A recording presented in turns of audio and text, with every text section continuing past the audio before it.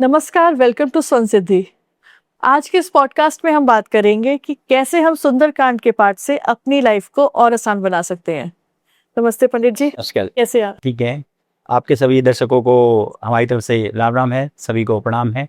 जो भी दर्शक देख रहे हैं आपके, उनके जीवन में कुछ बदलाव लाने के लिए आज आपके साथ बैठना हुआ। तो आप जैसे भी इस चर्चा को आगे बढ़ाना चाहें। मैं तो पंडित जी आपको जानती हूँ, हमारी शादी से आपने करवाई थी। जो आपको नहीं जानते उनको बताइए आप अपने बारे में। जी जी, आपके परिवार के साथ तो मेरा बिल्कुल सही बात है, सभी बहुत पुराना संबंध है सभी से ही। और मैं अपना परिचय दूँ तो मैं वैसे तो जो मेरा बेस पॉइंट है, जहाँ से मैं बिलोंग करता हूँ, वो अवध है, जहाँ से ये रामायण की तुलसीदास जी ने रचना करी अवधी भाषा में। और मेरा नाम पंडित राजीव रसिक है। मैं सुंदरकांड, रामायण इत्यादि गायन बहुत लंबे समय से कर रहा हूँ। और गायन के अलावा बहुत सारी ऐसी चीज़ें हैं, जैसे आपने आज का टॉपिक ही रखा कि हम उसमें से क्या लर्निंग्स ले सकते हैं। सिर्फ हम एक इवेंट ना करके उसमें से क्या लर्निंग ले सकते हैं, हमारे जीवन में वो किस तरीके से हमें आज के दौर में किस तरह से मदद कर सकती हैं। उन लर्निंग्स पे हम शायद आपके साथ आज चर्चा करेंगे, जो कि शायद बहुत अच्छी और सार्थक सिद्ध होगी सभी के लिए। तो जैसे आजकल हम देख रहे हैं जो माहौल है, बहुत ज्यादा नेगेटिविटी है आसपास में। तो इस सिचुएशन में इतनी नेगेटिविटी को कैसे हैंडल करें? देखिए, ये आज ठीक है, आज इतनी आपाधापी, इतनी भागम भाग, इतनी मारा मार हो चुकी है हर चीज़ के पीछे। चाहे काम धंधा हो, चाहे व्यापार हो, चाहे यश की प्राप्ति, जो हमें चाहिए, कुछ भी चीज़ चाहिए, उस पीछे की आपाधापी है ये। और उस आपाधापी में एंजाइटी, निराशा और इस तरीके की रुकावटें, इस तरह की बाधाएं आज सबके जीवन में व्याप्त हैं। तो ये सुंदरकांड एक ऐसी चीज़ है कि ट्रबल शूटिंग है। अर्थात आप के जीवन में जो भी समस्या आ रही है, जो भी एंजाइटी है, जो भी रुकावट है, जो भी बाधा है, उस बाधा को, उस रुकावट को, उस समस्या से, उस एंजाइटी से कैसे पार पाया जा सकता है, वो लर्निंग्स हमारे सुंदरकांड में दी हुई है। उस ट्रबल शूटिंग को कैसे हैंडल किया जा सकता है, साम दाम दंड भेद, अपने बल बुद्धि विद, जो भी परमात्मा ने आपको जो भी टूल्स दे रखे हैं, उन टूल्स के द्वारा कैसे पार पाया जा सकता है उन समस्याओं से, तो वो सुंदरकांड बताता है। हर चीज से आप कोई भी चीज मन में आप विचार करें कि भाई इस समस्या का समाधान निकाला जा सकता है, तो वो सुंदरकांड आपको देता है। आपके जीवन में कोई चीज है, आप पहले उस पर अध्ययन करें कि मेरे जीवन में क्या चीज मुझे चाहिए, क्या समस्या है, उसको पाने में उन समस्याओं को कैसे पार पा करके और उस लक्ष्य को कैसे भेदा जा सकता है, उस लक्ष्य को कैसे पाया जा सकता है। जैसे कि हनुमंत लाल जी ने किया, सामने अथाह सागर था, आगे कोई रास्ता नहीं दिख रहा था। ऐसी निराशा भरे वातावरण में भी हनुमंत लाल जी ने उन्हीं शक्तियों को जो परमात्मा ने आपको और हमको भी दे रखी हैं, उन्हीं शक्तियों के सहारे उस अथाह सागर को पार करके और बड़ा ही दुष्कर कार्य, माता सीता की खोज, लंका दहन, उसको बड़ा बखूबी अच्छे से बहुत सुंदर तरीके से पूरा करके वापस पुनः राम जी के पास सारी सूचनाएं लेकर आए। तो हमारे जीवन में भी सुंदरकांड इसमें सहायक हो सकता है, हमारे लिए सहायता कर सकता है। हम उसमें से कुछ लर्निंग्स, उसमें से कुछ सीख ले सकते हैं। जैसे आपने भी हनुमान जी की बात करी कि इतना बड़ा सागर था, उन्होंने वो पार किया और सीता जी की खबर लाए। तो एक इंसान के जीवन में कभी कुछ ऐसा आ गया कि उसको समझ में ही नहीं आ रहा वो क्या करे, उसको अंधेरा दिख रहा है हर तरफ, सब कुछ उसके हिसाब से, सब दरवाजे बंद है, वो कुछ नहीं बचा उसके लिए, उसको अपने जीवन में क्या करना चाहिए? देखिए, सुंदरकांड की अगर बात करें तो सुंदरकांड की शुरुआत ही यहीं से होती है कि सामने सबको पता लग गया, संपाति ने पता बता दिया कि माता सीता को रावण लेकर गया है। अब माता सीता की खोज में वो ऐसी जगह पर, ऐसे डेड पॉइंट पर आ गए जहां पे सामने सागर है और लंका जाना है। अब कोई आगे रास्ता दिख नहीं रहा है। ऐसी निराशा आपके जीवन में भी हो सकती है, कभी भी हो सकती है। आप एक जगह पहुंच करके डेड एंड आपको महसूस हो कि अब आगे क्या किया जाए, तो वही सीख है। परमात्मा ने सबको वो खूबियां देकर भेजी हुई है कि आप हर काम के लिए, देखिए, पूरे संसार की सबसे सर्वश्रेष्ठ कृति, सबसे सुंदर रचना कौन है? इंसान। सबसे सुंदर, सबसे बढ़िया, सारी जिसे कहते हैं सुविधाओं, सारी ताकतों से हाँ भर कर भेजा है। हनुमंत लाल जी में भी यही तो बात थी। वो आज हम जैसे लोग हैं उनका ही प्रतीक है। हनुमंत लाल जी में भी वो शक्तियां थी, लेकिन वो भूले पड़े थे। जामुन जी ने उन्हें याद दिलाया कि आप कर सकते हैं, इस कार्य को कर सकते हैं, और उनमें शक्ति का जागरण हुआ और उस दुष्कर कार्य को समुद्र लांघ करके वो सारी खोज खबर माता सीता के लेकर आए। हमारे अंदर भी वो परमात्मा ने वो सारी शक्तियां दे रखी हैं, आपको सिर्फ समझने की जरूरत है, उनको महसूस करने की जरूरत है। परमात्मा भी बैठा हुआ है आपकी मदद करने के लिए, चाहे आपको कोई आइडिया देगा, कोई विचार देगा, कुछ भी ऐसी चीज जिससे आप उस समस्या को पार पा पाएंगे। ऐसी ताकत हमें भी मिली हुई है। तो कभी भी घोर निराशा हो, कभी भी लगे कि हम आगे समझ में नहीं आ रहा कि आगे क्या करें, तो बिल्कुल हमें हनुमत लाल जी की उन शक्तियों को याद करना चाहिए जो शक्तियां हमें परमात्मा ने दे रखी हैं। हम उस समस्या से निजात पा सकते हैं, बिल्कुल पा सकते हैं। आप हनुमान चालीसा का नियमित पाठ करें, आप उन शक्तियों को अपने जीवन में धारण करें, उन शक्तियों को याद करें, और किस तरीके से क्या हो पाएगा वो सारी की सारी फिर कड़ी से कड़ी जुड़ती चली जाएगी। ठीक है। जैसे आपने बैठ कि हनुमान चालीसा पढ़ें, वो करें, लोग तो आजकल बहुत ज़्यादा डिस्ट्रैक्टेड है सोशल मीडिया से। उनको मतलब उसमें कोई अच्छा कर रहा है या उनको बहुत उस तरीके की भावनाएं आती हैं कि वो नहीं अच्छा कर रहे हैं, या किसी के पास कोई बहुत अच्छा कर रहा है तो उसके अंदर बहुत ज़्यादा एरोगेंस आ जाती है। तो इसमें सुंदरकांड कैसे मदद कर सकता है? देखिए ये सुंदरकांड में जो हनुमान जी का चित्र है वो बड़ा ही सुंदर है।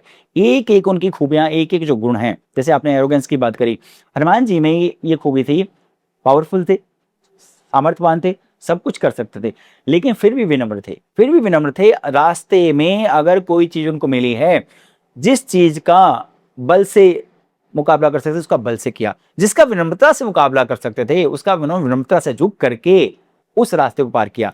अक्सर बलवान इंसान क्या होता है, दूसरों को सताने का या कुछ ऐसा कार्य करता है या अपनी पावर को दिखाने की कोशिश करता है। हनुमान जी हर जगह पावर का इस्तेमाल नहीं किया, अपनी विनम्रता का भी प्रयोग किया। अगर रास्ते में उनको सुरसा मिली जिसने इतना बड़ा मुंह कर लिया, इतना बड़ा मुंह कर लिया, हनुमान जी एक बार तो उससे बड़े होते चले, उससे बड़े होते चले, बड़े होते चले, लेकिन हनुमान जी का ना, ये तो कहीं इसका अंत ही नहीं है। मैं 64 करता हूँ, वो आगे बढ़ जाती है, मैं 32 करता हूँ, वो 64 करती है, 64 से आगे बढ़ जाती है।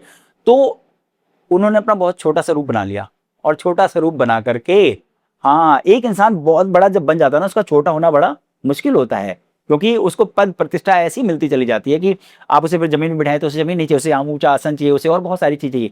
हनुमान जी ने इतने बड़े रूप के बाद भी, इतने पावरफुल होने के बाद भी, छोटा सा रूप बना करके सुरसा के मुंह में से वापस आ करके और अपने कार्य सिद्धि की ओर चल पड़े। तो ये हमारे लिए बड़ी लर्निंग, बड़ी सीख है कि हमें भी उन शक्तियों को, उन गुणों को जो हनुमंत लाल जी में थे, उसको आत्मसात करके हम भी लक्ष्य भेद कर सकते हैं।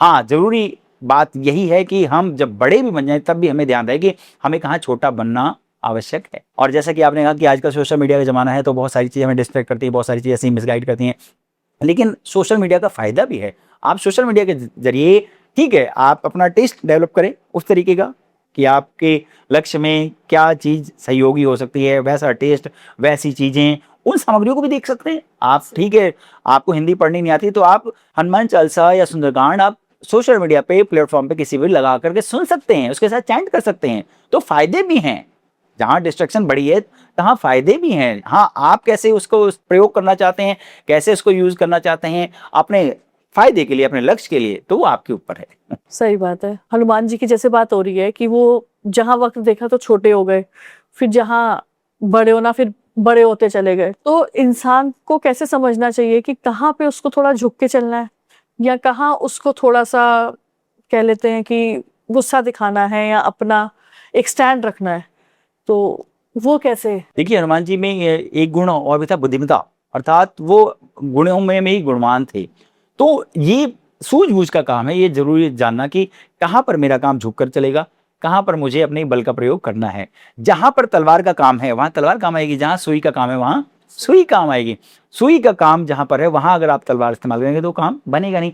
तो इसकी सूझबूझ भी हनुमान जी में थी। हनुमंत लाल जी ये चीजें समझते थे कि भाई मुझे किसके आगे, आप लक्ष्य भेद की तरफ जा रहे हैं, आप अपने किसी टारगेट पे चल रहे हैं, और वहां पर आपसे कोई उलझ गया, तो वो उलझ गया तो वो क्या कर रहा है, आपके रास्ते का हर्डल बन रहा है, आपको वहां देरी हो जाएगी पहुंचने में, आपको उसमें उलझ जाएंगे, किसी कानूनी दांव पेच में फंस जाएंगे, किसी और लड़ाई झगड़ा कर लेंगे, कुछ हो जाएंगे। तो हुआ क्या, तो वहां पर अगर आप शायद विनम्र होकर निकल जाते, आप एक सड़क पर चलती हुई घटना को याद कीजिए, अगर वहां पर आप शायद झुक करके या विनम्र होकर के उसको इग्नोर करके चले जाते, तो शायद आप जहां आपने पहुंचना था समय से पहुंच जाते।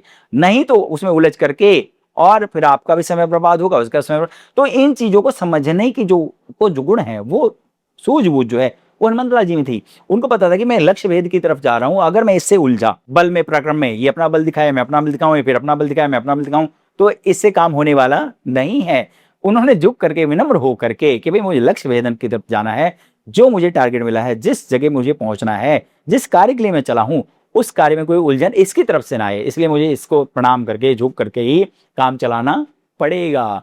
तो ये जो खूबी है, ये हनुमंत लाल जी हमें सिखाते हैं, और हमारे रोजमर्रा की लाइफ में ये बहुत जरूरी चीज है कि हमें कहाँ किससे उलझना है, किससे छोटा बन के व्यवहार करना है, किससे बड़ा बन के व्यवहार करना है। अगर शायद हम ये गुण हम आत्मसात कर लें, हम हनुमंत लाल जी से सीख लें तो शायद हमारे लिए भी वो रास्ता, वो लक्ष्य बड़ा सुगम हो जाएगा। हो जाएगा, सही बात है। जैसे अभी आपने बात करी हनुमान जी की कि कैसे उन्होंने छोटे होके उनकी भी इच्छा पूरी करके अपने काम को गए, पर कई लोग होते हैं वो अपनी बात नहीं रख पाते, तो उनको कैसे समझना चाहिए सुंदरकांड से? देखिए, बात रखने की जहाँ तक बात है तो आपको देश काल परिस्थिति समझनी होगी कि हम किस सिचुएशन में कहाँ पर हैं।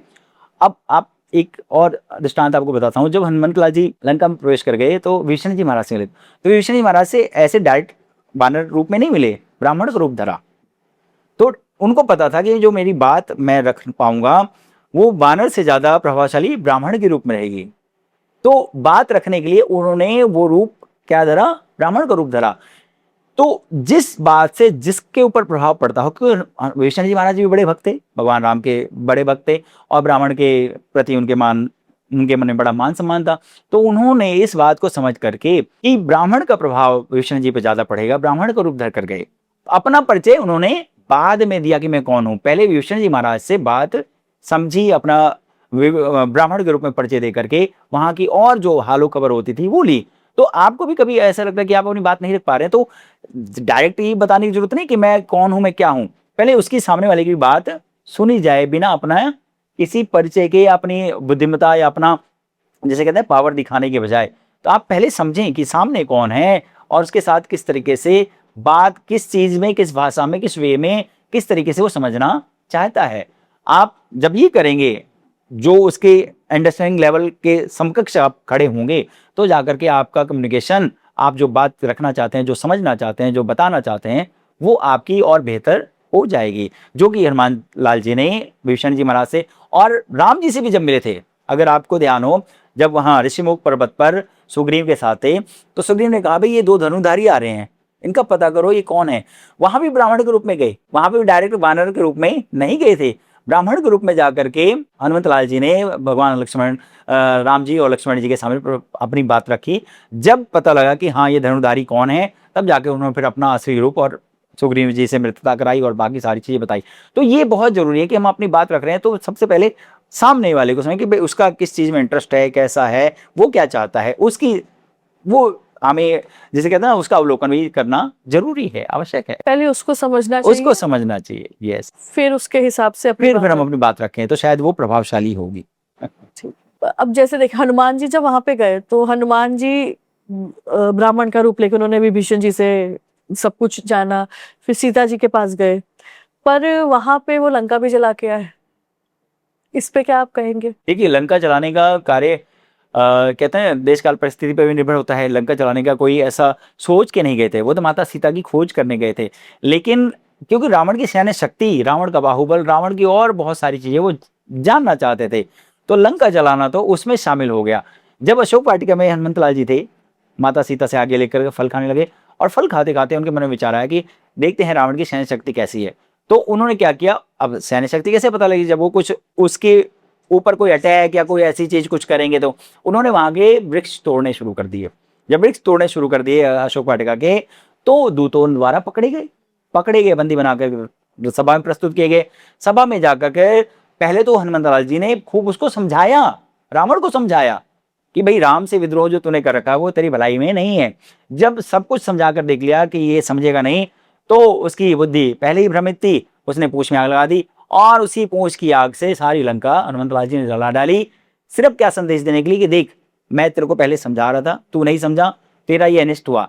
अगर अभी भी नहीं समझा, अभी तो लंका जली है, अभी तेरे कुल का विनाश भी हो जाएगा। तो जो चीज सिचुएशन के हिसाब से बनती चली गई, जो संदेश देना चाहते थे हनुमंत लाल जी, उस संदेश को देने के लिए उन्होंने लंका जलाई। नहीं तो लंका क्या, वो रावण का वध भी कर सकते थे लंका जलाने का, लेकिन उन्होंने वो कार्य नहीं किया। सिर्फ जो संदेश देना था प्रभु राम की शक्ति का, उस परम सत्ता का, वो संदेश देने के लिए उन्होंने लंका जलाई। कि एक तुच्छ वानर भी तेरा नुकसान जब इतना कर सकता है, तो उस तुच्छ वानर के जो मालिक हैं वो आएंगे तो फिर तेरा हश्र क्या होगा। हनुमान जी हर बात में राम जी को याद करते थे। ये सब उनको, वो कहते सब राम की कृपा है, मैं तो राम दूत हूँ, मैं तो राम का सेवक हूँ। हाँ जी, वो हमेशा यही कहते थे। अब जब हनुमान जी वहां पे गए, वो छोटे अपने रूप में गए, वहां पे सीता जी से मिले, उनको मुद्रिका दी, उनसे कंफर्मेशन कर लिया कि ठीक है, वो सीता जी को अपने साथ ला भी सकते थे। बिल्कुल ला सकते थे, तुरंत बलधाम थे, और कोई ऐसा कार्य उनके लिए दुष्कर था ही नहीं कि जो ना कर पाए। लेकिन हनुमंत लाल जी जैसे भक्त शिरोमणि हैं, लेकिन भक्तों में भी सबसे अनुशासित, सबसे मर्यादित भक्त हैं। जितना आदेश था, जितनी आज्ञा थी, माता सीता की खोज खबर, लंका की सारी खोज खबर, उतना ही अक्षरशः अक्षरशः यानी एज इट इज, यानी जैसा करना था, जैसा करने का आदेश था वैसा ही कार्य किया।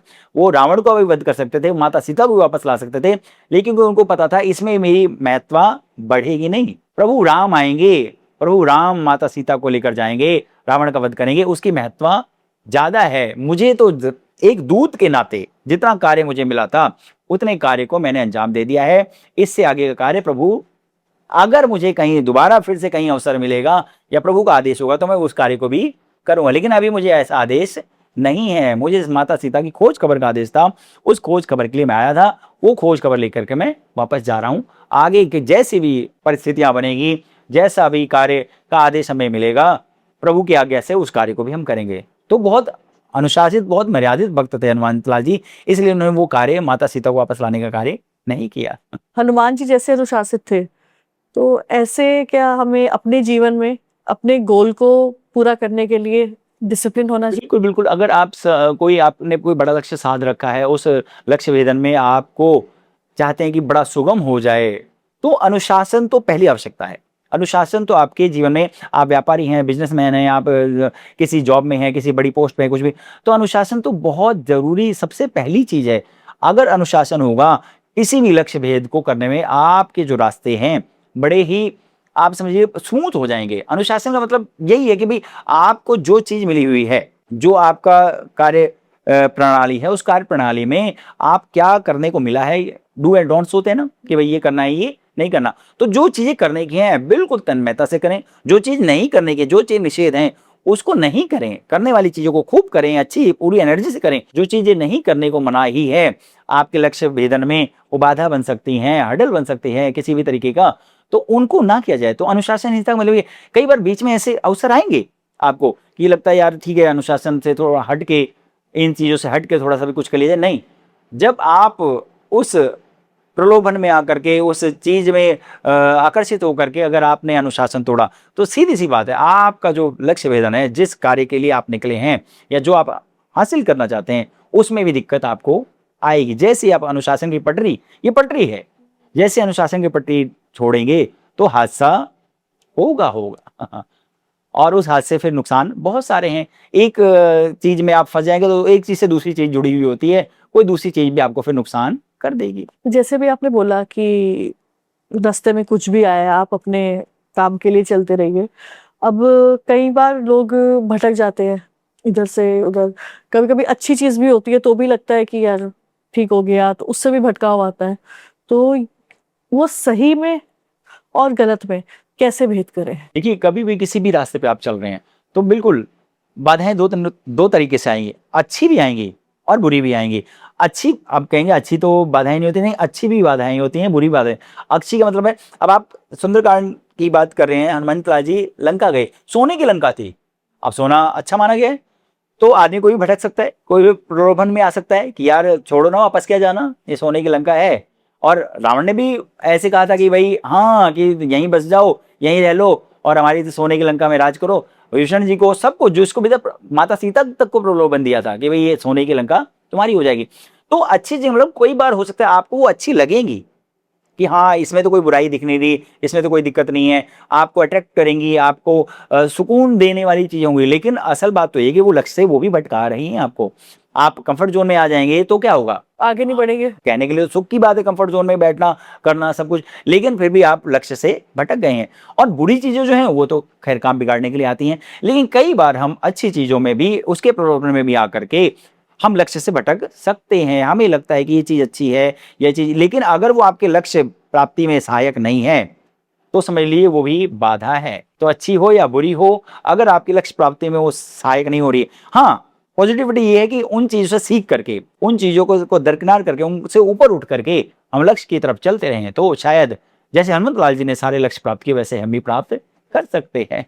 अब जैसे कोई इंसान है, वो अपने काम की तरफ चल रहा है, उसके बाधाएं की हमने बात करी। कई बार अपने मित्र भी होते हैं, वो भी कभी कभी ठीक नहीं होते हैं। तो कैसे लोगों के साथ मिल के आगे बढ़ना चाहिए, मित्र हो या ना हो, कैसे बंदा समझे? नहीं, मित्र होने चाहिए, मित्र सहयोगी बिल्कुल होने चाहिए किसी भी कार्य में, किसी भी देखो हम सामाजिक जीवन में रहते हैं, तो सामाजिक जीवन में मित्र हैं, सहयोगी हैं, हमारा जिनके साथ मिलना जुलना उठना बैठना है, तो वो अच्छे तो होने चाहिए। तो मित्र बनाना, सहयोगी बनाना, देखिए आज के ज़माने में हम इसे कोलैबोरेशन, जॉइंट वेंचर, पार्टनरशिप बहुत सारे नाम दे देते हैं, लेकिन सच बात यह है कि ये हमारी कार्यसिद्धि में, यानी जो भी हम चाहते हैं उसमें सहयोगी बन सकते हैं। हाँ, उनका चुनाव बहुत हमारा अच्छा होना चाहिए। बहुत कहते हैं ना, चाहे आपके कम हो मित्र, चाहे कम सहयोगी हो, लेकिन वो आपके जैसे आप, हाँ, जैसा आपका माइंड सेट है वैसे हो, आपके हित की बात, आपकी चिंता करते हो, आपके लिए अच्छा सोचते हो। तो हनुमंत लाल जी ने भी देखो, मित्र सहयोगी बनाना हर जगह, आप कहीं देश विदेश में हैं, इस चीज की सबसे ज्यादा इंपॉर्टेंस वहां पता लगती है जब आप कहीं घर से दूर होते हैं। यार कोई मित्र सहयोगी हमारा कहीं दूर दराज क्षेत्र में है और हम उसके पास जाकर के उसके सहयोग से कोई काम कर पा रहे हैं, तो हमें पता लगता है कि हाँ कितना ये जरूरी है। घर से बाहर कहीं देश विदेश, हनुमंत लाल जी भी जब लंका गए, दूर देश गए, वहां पर उनका कोई सहयोगी नहीं था, बिल्कुल अजनबियों का शहर जिसे कहते हैं, और राक्षसों की मंडली सारी, और दुश्मन देश, वहां पर भी जाकर के उन्होंने विष्णु जी महाराज से मित्रता करी। क्यों करी? क्योंकि उनको पता था भाई कोई तो सहयोगी ऐसा मिले जो कम से कम मेरे को कुछ गाइड कर सके, मुझे कुछ बता सके इस दुश्मन देश में भी, तो शायद मेरा काम आसान हो जाएगा। तो कोई भी कभी भी आपको काम कोई आसान करना हो तो बिल्कुल आपके सहयोगी होंगे, आपके शुभचिंतक होंगे, तो आपके लिए बहुत आसान होगा। हनुमंत लाल जी ने भगवान विष्णु जी से मित्रता करी, विष्णु जी महाराज ने ही वहां का सारा जो उसकी करतूत थी, रावण की सारे अत्याचार वो बताए, और बताया कैसे माता सीता को रावण लेकर आया अशोक वाटिका में रखा, अशोक वाटिका का पता दिया। क्यों? क्योंकि उनकी मित्रता उनके साथ हो गई। तो मित्रता है, कोलैबोरेशन, ये बिल्कुल आज किसी भी आप लक्ष्य की तरफ चल रहे हैं तो आपके सहयोगी सिद्ध हो सकते हैं, बशर्ते बात वही है कि हाँ आप उनका चुनाव बड़े अच्छे से करें। मैंने ये देखा है, अक्सर लोग जैसे छोटी छोटी चीजें होते हैं ना, उसको छोड़ देते हैं कि भाई हम एक ही बार करेंगे, एक ही बार सब बड़ा करेंगे, तो वो छोटी छोटी चीजों को छोड़ देते हैं। उसका कितने मायने होते हैं? कई कई बार ये बिल्कुल आपकी बात सही है। आप देखिए, तिनके तिनके से घोंसला बनता है, ये आपने सुनी हुई बात। और कोई भी बड़ी चीज है उसका एक एटॉमिक रूप तो होता ही है। अगर आज हम बात करते हैं दिन की, तो दिन कैसे बना है? 24 घंटे से। 24 घंटे कैसे बने? मिनटों से। मिनट कैसे बना है? सेकंड से। तो आप सेकंड को तो इग्नोर नहीं कर सकते ना, क्योंकि दिन, मिनट, घंटा, दिन, रात्रि, पूरी पूरी पूरी सृष्टि इसी से बनी है। ऐसी कोई भी चीज आज चाहे विशाल रूप में दिख रही हो, लेकिन उसका एटॉमिक स्ट्रक्चर तो एक है ना, कि एटम, छोटे एटम मिल करके और उसके धीरे धीरे करके वो इतनी बड़ी चीज बन गई। तो कोई भी चीज हो, हमें ये सीख सुंदरकांड में मिलती है। जब राम सेतु का निर्माण हो रहा था, वानर, भालू, रीछ जो भी थे वो अपना अपना सहयोग कर ही रहे थे। पत्थर ला करके, जो जिस कला में निपुण था उस कला को बाखूबी वहां पर प्रयोग करके, नल नील थे, उनको आशीर्वाद था तो पत्थरों को जोड़ रहे थे जैसे कि पत्थर तैरने लगते थे। गिलहरी प्रयास के बारे में अगर आपने कभी सुना तो गिलहरी प्रयास क्या है? वो बेबी स्टेप ही है। एक गिलहरी थी, वो गिलहरी क्या करती थी बेचारी, धूल में जाती और धूल में जाकर अपनी पूंछ में धूल लपेटती और आकर के वहां धूल छिड़क देती थी। कहाँ? जहाँ सेतु का निर्माण हो रहा था।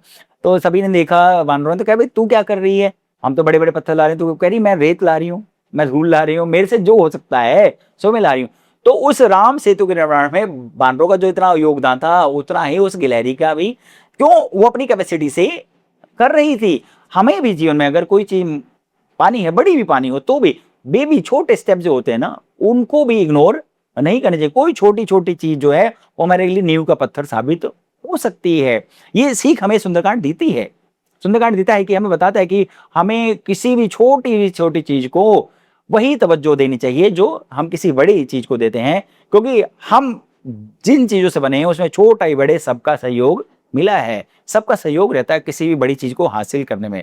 तो कभी भी आपको लगता है कोई आप बड़ा स्टेप नहीं, कोई बेबी स्टेप से शुरू कीजिए, आप छोटे छोटे कदम चलना शुरू कीजिए। धीरे धीरे करके आप के अंदर वो ताकत, वो ज्ञान, वो सारी चीजें, आप बड़े कदम भी उठाना शुरू कर देंगे। लेकिन शुरुआत तो हमेशा छोटी ही होती है, तो छोटी शुरुआत भी करें, कोई बात नहीं।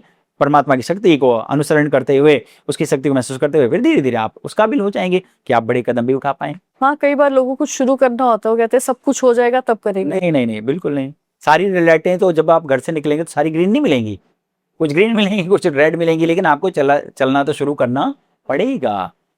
धीरे धीरे तब आप सफर पर पहुंच जाएंगे। अभी हमारी रामायण की बात चल रही है, सुंदरकांड की, तो रावण को समझ में कैसे नहीं आया कि वो गलत कर रहा है? देखिए, कभी भी क्या होता है कि एक बहुत जनरल सी बहुत आम बात है कि जब सत्ता, पावर या ऐसी ताकत या ऐसा कोई आशीर्वाद आपको लगता है हमारे साथ है, हमारे साथ कोई बैकअप है, हमारे साथ कोई बड़ी चीज़ है और हम बहुत शक्तिशाली हैं, तो जो अभिमान होता है ना, वो अभिमान बहुत बड़ी आपके लिए, आपको लगता होगा साधारण सी चीज़, लेकिन वो अभिमान आपके पतन का कारण बनती है। रावण के पतन का कारण नहीं, वो अभिमान बना।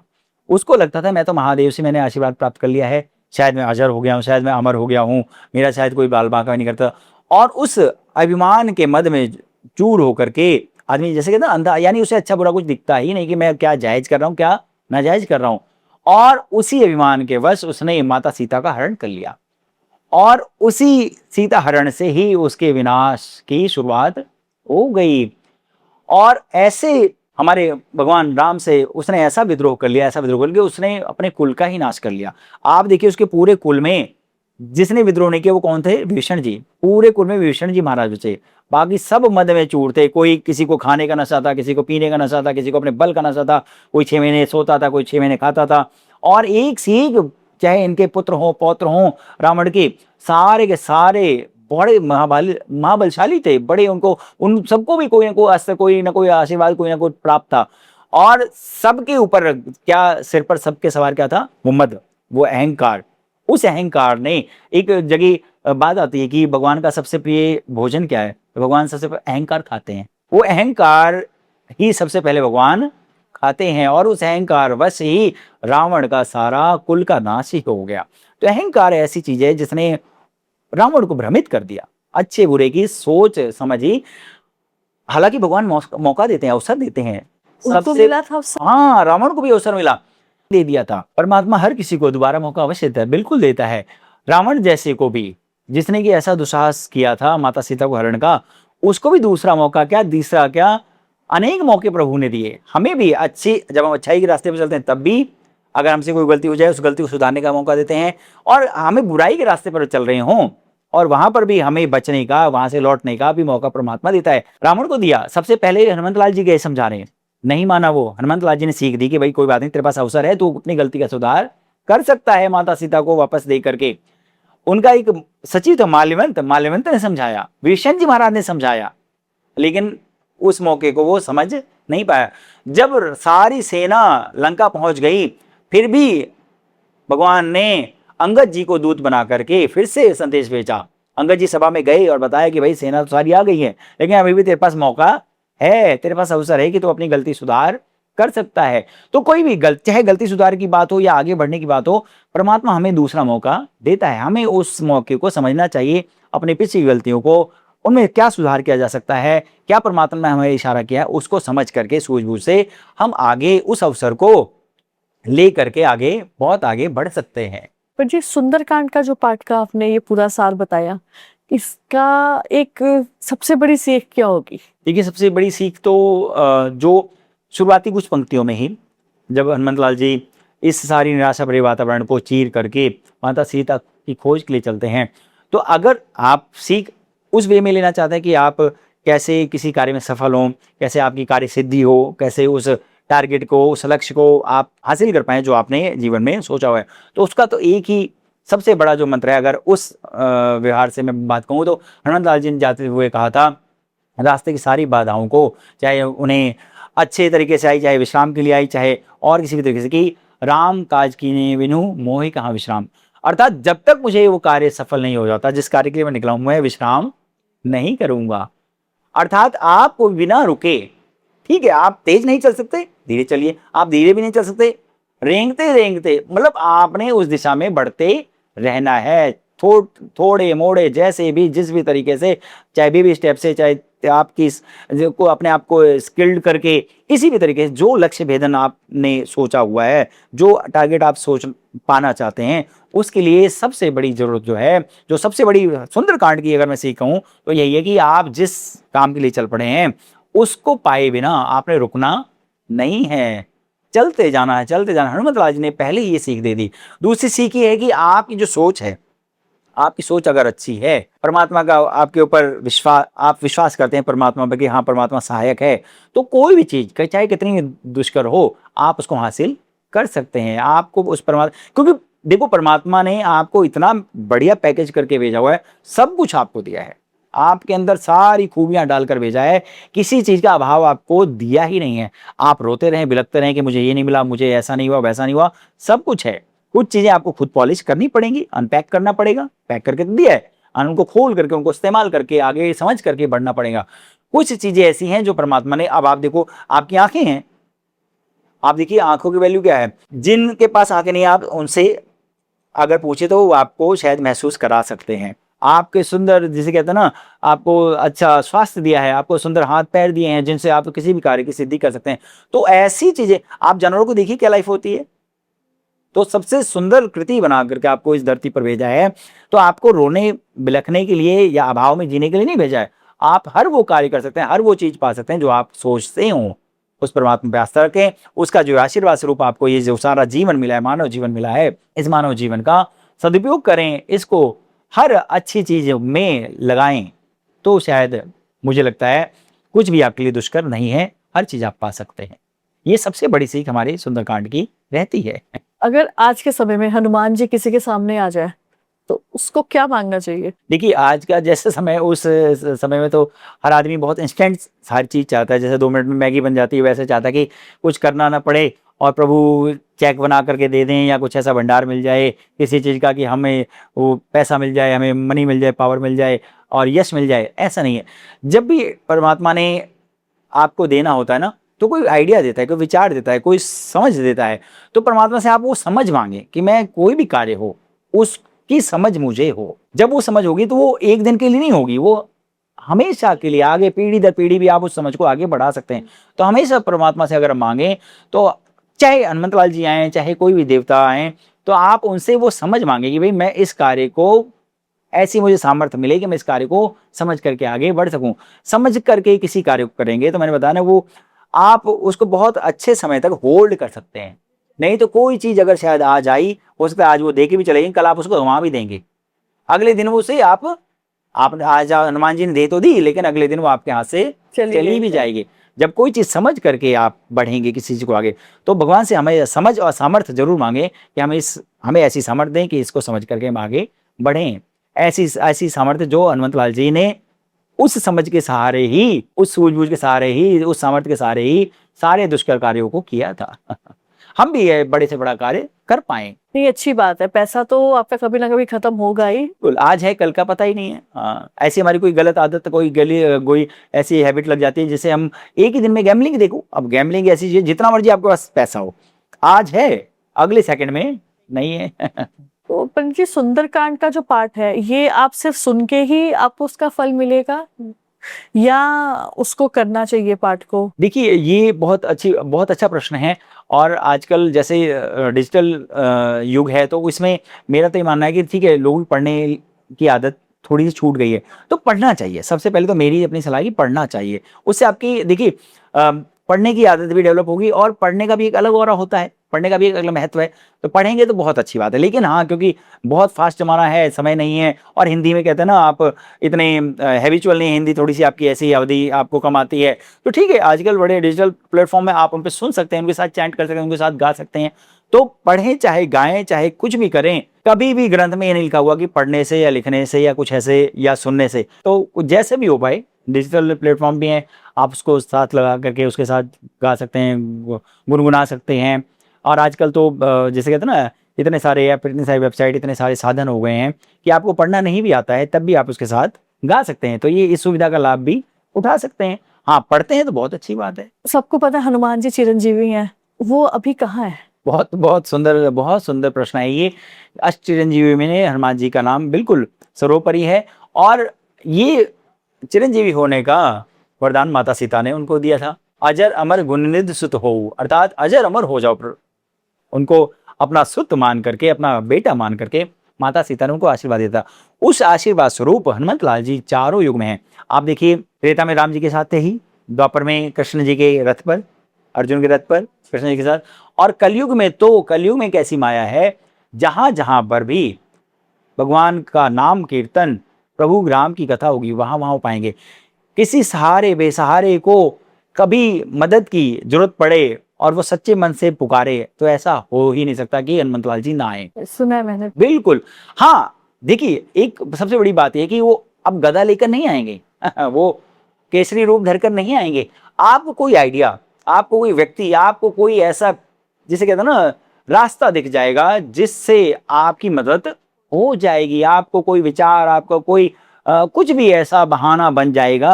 आप साक्षात रूप धर के तो आएंगे नहीं, तो आपके मस्तिष्क में, आपके आस में, आस पड़ोस में, आपकी परिस्थितियों में ऐसी चीजों की रचना हो जाएगी जिससे आपको जो आप चाह रहे हैं, जो मदद प्रभु महात्मा से चाह रहे हैं, हनुमंतलाल जी से, उस मदद को आपको, हाँ, असली बात सिर्फ ये कि पुकार, वो भाव आपका सच्चा होना चाहिए कि आप सच में सरेंडर हो चुके हैं और हनुमंतलाल जी की मदद आपको सचमुच चाहिए। वही मदद जो अर्जुन के रथ पर बैठ करके उन्होंने पूरे युद्ध में करी, वही मदद जो पूरी वानर सेना के साथ मिलकर के उन्होंने पूरी लंका विजय में प्रभु राम के साथ करी, वो मदद करने के लिए वो आज भी आपके साथ हैं। प्रभु राम की भक्ति, हनुमंतलाल जी का ध्यान अगर आप सच्चे मन से करते हैं तो सचमुच, और ये मैं कोई ऐसी बात नहीं बता, ये मेरे साथ तो मैंने खूब इसको अनुभव किया है। मुझे तो जब भी जरूरत पड़ी है, मैंने देखा है बहुत सारी ऐसी समस्याएं, बहुत सारे ऐसे संकट आए, आने को हुए, लेकिन वो मेरे पास तक नहीं पहुंच पाए। कहाँ दाएं बाएं लेफ्ट राइट कहाँ हो गए, मुझे खुद को पता नहीं चल पाया। ऐसी परिस्थितियां, ऐसे कई बार मामले हुए हैं, ऐसी कई सारी चीजें हुई हैं जिनमें मैंने शायद प्रभु को याद किया है, हनुमंतलाल जी को, ठीक है, चाहे सुंदरकांड के माध्यम से याद किया, चाहे हनुमान चालीसा पढ़ी, चाहे उनकी और भी बहुत सारी स्तुति हैं, बजरंग बाण कर सकते हैं आप, कुछ भी जो सच्चे मन से आप करें तो आपको सहायता अवश्य मिलती है। इसको मैंने अपने जीवन में अनुभव किया हुआ है। मेरे बहुत सारे संकटों को प्रभु महात्मा ने, प्रभु राम की कृपा से, हनुमंतलाल जी ने संकटों को हरा है। जो संकट मोचन उनको कहते हैं, सचमुच वो संकट मोचन है, आज भी हैं आपको बस महसूस करना पड़ेगा। मैंने मतलब बचपन से ही सुना है कि कोई उनको बुलाता है तो वो आते जरूर है, मदद करने आते हैं। बिल्कुल ऐसी कोई दीनहीन हो और वो पुकारे तो हनुमंतलाल जी उसकी सहायता न करें, ऐसा हो ही नहीं सकता जैसे हनुमान चालीसा थोड़ा बड़ा है बंद करने के, तो जैसे कई लोगों को डर लगता है रात को, और कईयों को याद भी नहीं होता हनुमान चालीसा, उनको एक ही लाइन याद होती है, भूत पिशाच निकट नहीं आवे, महावीर जब नाम सुनावे। बिल्कुल बिल्कुल, यही लाइन याद होती है लोगों को ज्यादातर।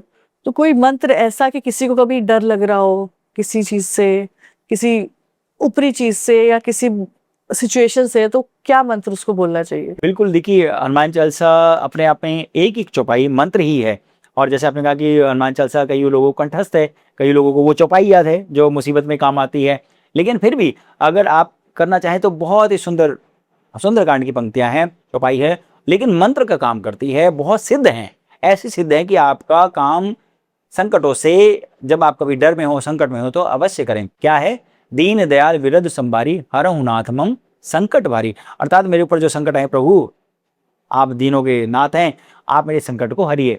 आप ये चौपाई 5 बार 7 बार भी अगर सच्चे मन से परमात्मा को सुना दें, याद कर लें परमात्मा को, तो आपके संकट दूर करने में वो देर नहीं करते हैं। ये बहुत सिद्ध चौपाई है, आजमाई हुई, मेरी नहीं, मेरे से पहले बहुत सारे लोगों ने आजमाई हुई, कहते हैं ट्राइड एंड टेस्टेड है तो ये किसी को डर लग रहा हो तो वो ये कर सकता है? हाँ बिल्कुल, डर लगता हो, उसे लगता है कोई ऐसी एंजाइटी हो गई, कोई ऐसा भय हो गया है, कोई ऐसी संकट आ गया है, कोई ऐसी चीज है जो समझ में भी नहीं आ रही है, तो बिल्कुल इसको गायन कर सकता है, इसको चैंट कर सकता है, इसको गुनगुना सकता है। किसी को अपना काम बनाना हो, कुछ काम है उसका, वो बन नहीं रहा है, उसके लिए कोई मंत्र? देखिए सुंदरकांड के साथ साथ हनुमान चालीसा में भी ऐसी बात है, दुर्गम काज जगत के जेते, सुगम अनुग्रह तुमरे तेते। ये जो चौपाई है ये भी बड़ा सिद्ध मंत्र है। आपको लगता है कोई कार्य ऐसा है जो मैं ठान तो लिया, लेकिन बहुत मुश्किल सा हो रखा है, बहुत प्रॉब्लम्स आ रही हैं, बहुत समस्याएं आ रही हैं, और ज़्यादा मेरे औकात से शायद बड़ा हो गया है, तो आप हनुमंतलाल जी को याद कीजिए, जिन्होंने सारे दुर्गम काज जगत के किए, ऐसा दुष्कर कार्य जो कोई नहीं कर सकता, वो भी हनुमंतलाल जी के लिए वही चौपाई है। ये दुर्गम काज जगत के जेते, सुगम अनुग्रह तुम्हारे तेते। 5 बार आप पढ़ करके हनुमंतलाल जी से वो निवेदन कर दें कि प्रभु ये जो आन पड़ा है, जो संकट या जो ये इस काज में कोई बाधा, कोई दिक्कत आ रही है, तो वो प्रभु आप दूर करो। तो हनुमंतलाल जी की वो जो शक्ति है वो आपको महसूस होनी शुरू हो जाएगी। और अगर किसी की तबीयत खराब है, वो चाहता है वो ठीक हो जाए, कभी-कभी होता है कुछ बीमारियाँ पता नहीं चलती हैं, बहुत इलाज करा लिया, सब कुछ ठीक है, लेकिन तब भी इंसान ठीक नहीं हो रहा है या सुधार नहीं हो रहा है, कोई मंत्र उसके लिए? बिल्कुल, बिल्कुल। हनुमान चालीसा जो लोग पढ़ते हैं वो इस चौपाई के महत्व जानते हैं। बहुत ही सुंदर और बहुत ही पावरफुल चौपाई है। नासे रोग हरे सब पीरा, जपत निरंतर हनुमत बीरा। और हनुमत लाल उन वीर हनुमान जी का जो नाम जप करते हैं तो उनके चाहे पीड़ा हो चाहे रोग हो, सब हनुमत लाल जी की शक्तियां, जितनी भी नेगेटिविटी है आप ऐसे समझिए सारी की सारी वो दूर होती हैं। और इस चौपाई का तो ऐसा है कि आप अपने कहीं आपको लगता है किसी जगह पर पर्टिकुलर आप रोजाना देख सकते हैं, पढ़ सकते हैं, वहां लिख दें। आपकी नज़र पड़ते ही वो आपके मन में एक बार तुरंत वो चैंट हो जाएगी।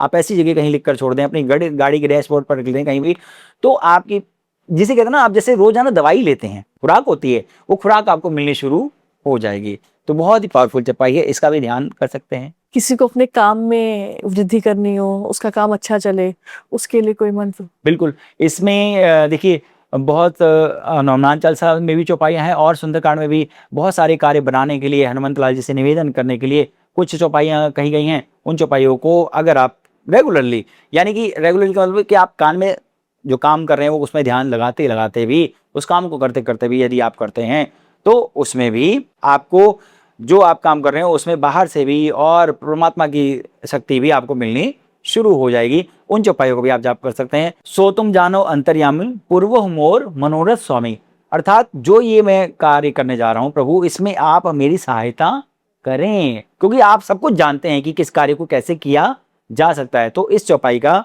आप अगर गायन करेंगे तो आपके कार्य सिद्धि या आपके कार्य में सहायता मिलनी शुरू हो जाएगी।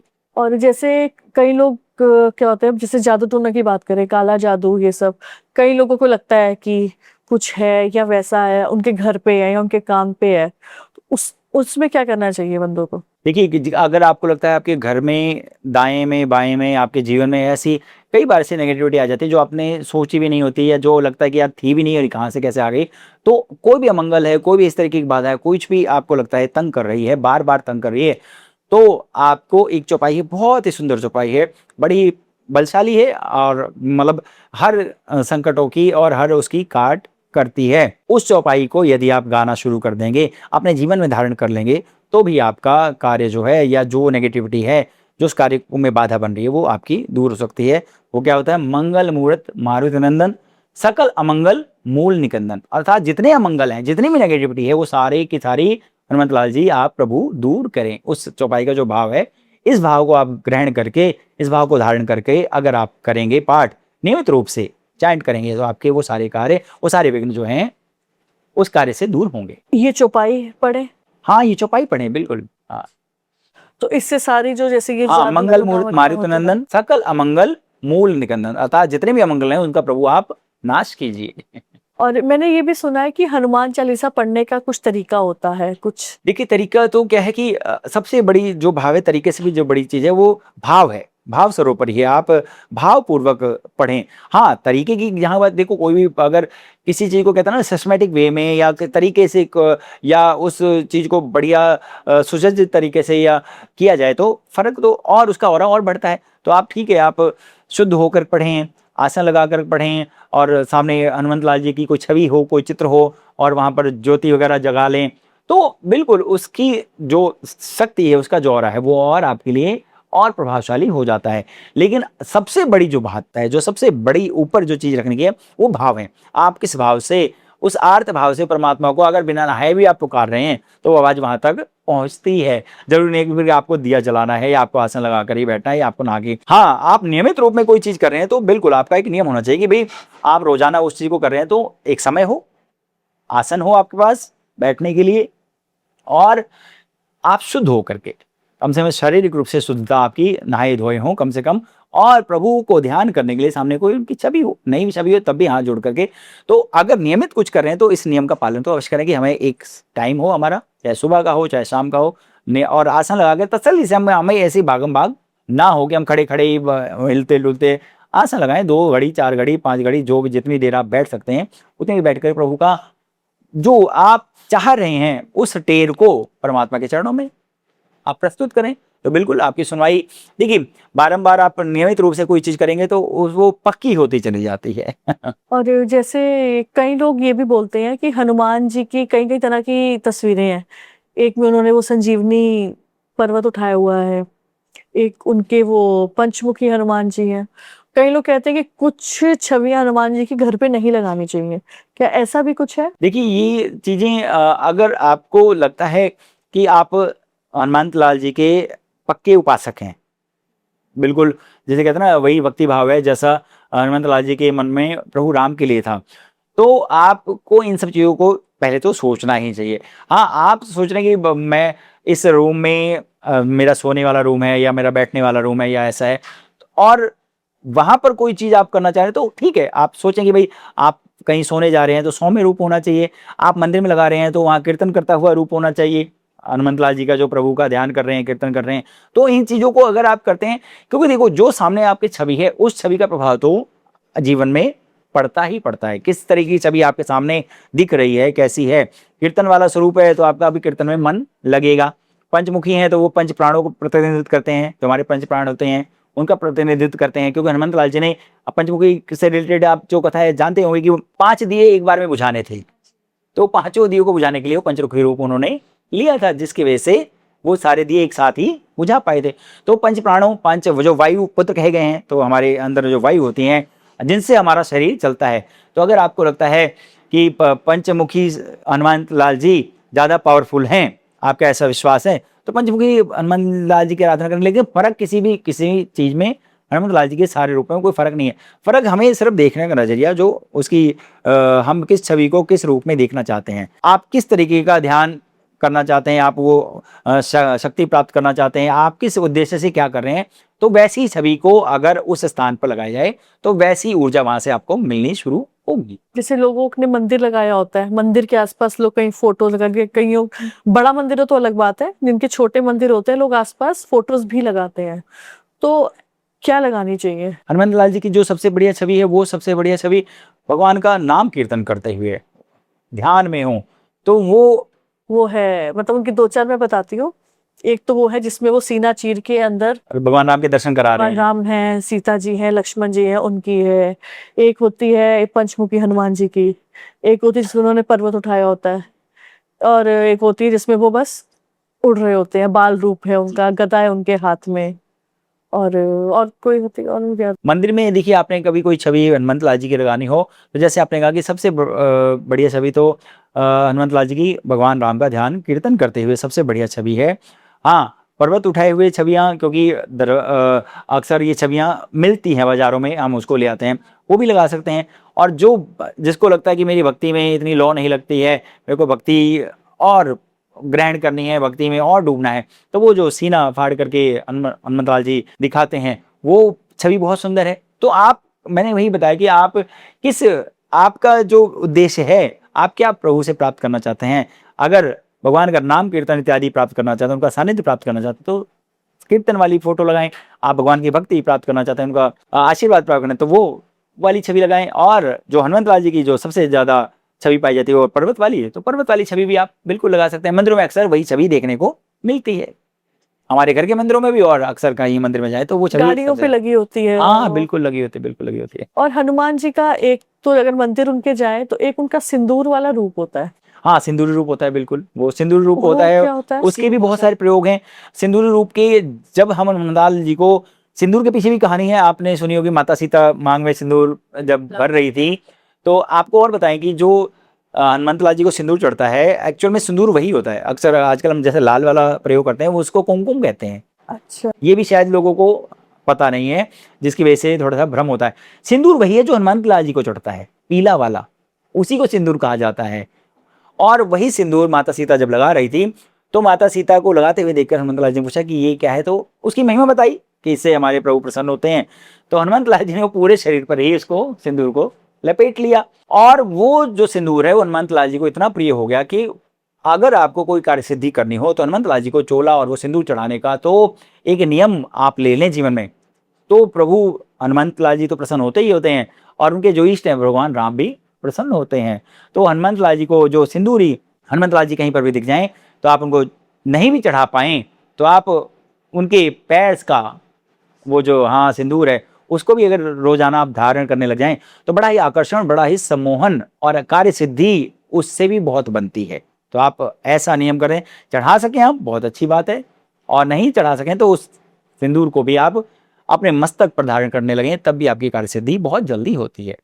पंडित जी, अभी जो इतने आपने मंत्र बताए, कुछ बिल्कुल कान में एकदम शॉर्ट सक्सेस लगे, कुछ ऐसा मंत्र बताइए। देखिए शॉर्ट सक्सेस का तो सीधा सा है कि आपकी तैयारी किसी भी कार्य में कैसी है, आपकी तन्मयता, आपका डेडिकेशन उस कार्य में कैसी है, तो सक्सेस तो बहुत सारी, जिसे कहते हैं बहुत सारे आयाम हैं, उन पर निर्भर करती है। लेकिन हाँ, आप अगर ये सोच रहे हैं कि परमात्मा की ऐसी कृपा हो जाए, कई बार आपने देखा होगा रातों रात या कोई ऐसा चमत्कार या कोई ऐसा चीज हो, तो ऐसा चमत्कार तो परमात्मा ठीक है, जिस पर कहते हैं ना मेहरबान, तो वो बेचारा गधा पहलवान। हाँ गधा पहलवान।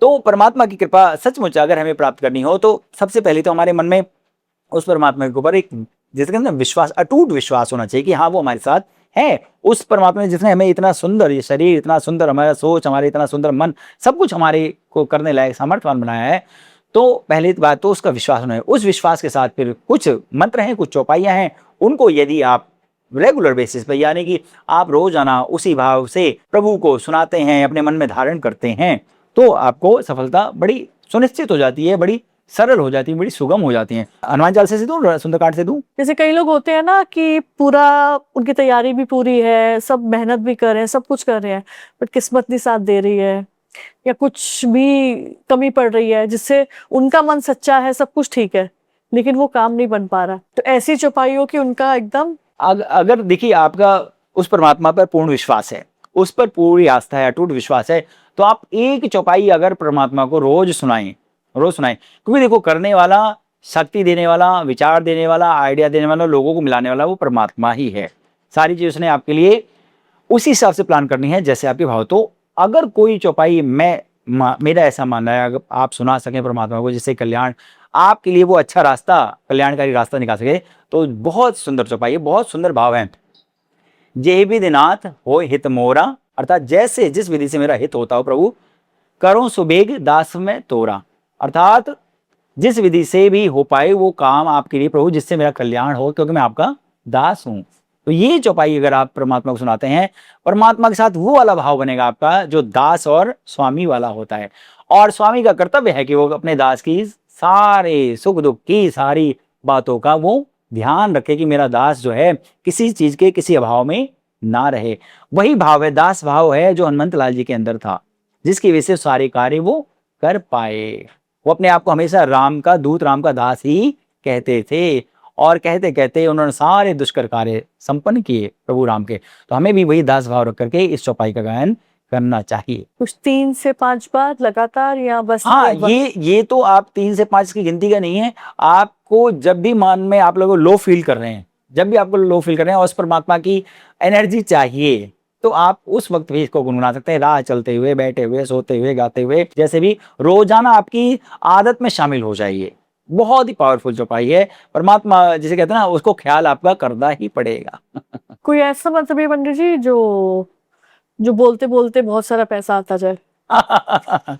आजकल के हिसाब से बहुत मतलब जिसे कहते हैं ना, जरूरी प्रश्न है कि धन की आवश्यकता सबको ही है।